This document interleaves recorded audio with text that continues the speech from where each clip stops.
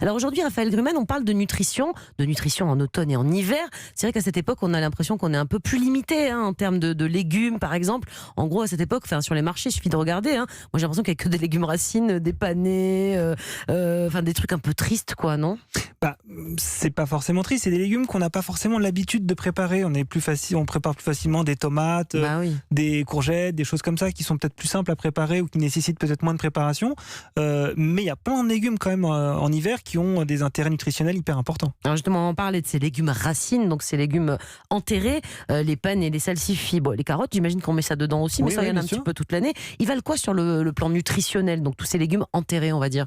Ils ont un intérêt nutritionnel. Déjà, c'est l'apport en fibres qui est très très important dans ce type de légumes.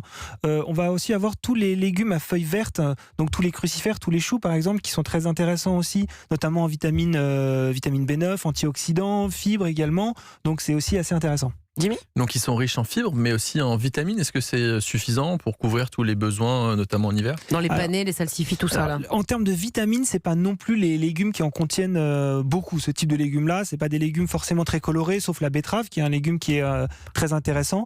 Mais en termes de vitamines, c'est pas une richesse particulière.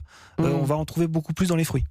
Donc en gros, tous ces légumes là, donc les panais, les salsifis, les céleris raves et tout ça là. En gros, on fait des soupes. Mais bon, faire des soupes tous les jours, faut avoir envie. Il y en a qui aiment, remarquez, mais moi c'est vrai que j'aime pas manger de la soupe tous les jours.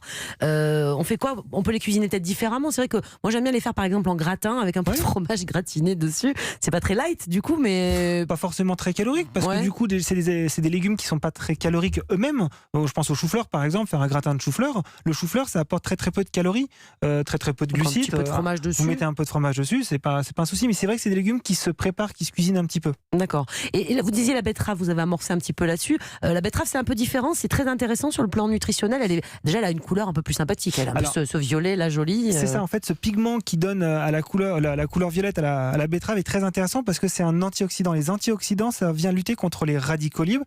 Ce sont tous les polluants qui vont venir agresser les cellules de l'organisme, qui vont favoriser le vieillissement de l'organisme. Et ce type de pigment, donc, aide l'organisme à lutter contre ça. Donc les betteraves, très bon pour faire le plein d'antioxydants.